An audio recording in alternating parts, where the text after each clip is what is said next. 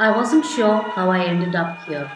But then again, if anyone tells you they know the truth about the cause and effect of their lives, they are probably lying. Reema Ray, Private Eye. Except I was no longer really that. Now, I was Reema Ray, food writer. I didn't think it was who I was meant to be, but seeing as how I didn't believe in destiny, I took what came my way when it came my way. That's not to say that I sold out altogether.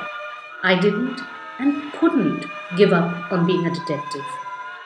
My agency was still stumbling along, and I was part of what you could call a league of volunteer investigators. A little group I had come to think of as the CCC, although we had solved no real crimes together. We talked a good game though. You might understand why a girl could get a bit desperate. And when I found myself in a seemingly irredeemable slump in my life, I baked. Baking, in fact, had seen me through a number of tight spots, and thus I had arrived at the pastry principle. Rule number 1.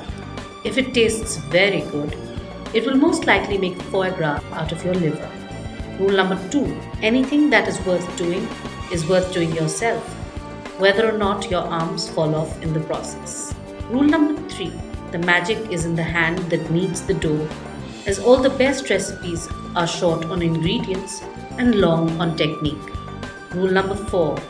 As a corollary to rule number 3, the only rule I have ever found to have no exceptions: nothing is ever as simple as it seems. But if I thought my life was already mixed up, what with my agency, the magazine, and baking, I didn't know how much more complicated it was going to get.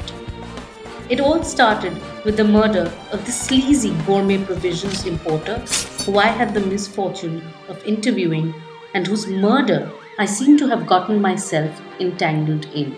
And if that wasn't enough, I suddenly had that cheating ex-boyfriend of mine land up unannounced at my doorstep with a sob story of how 2 masked men had kidnapped his wife and how he could only turn to me to save her.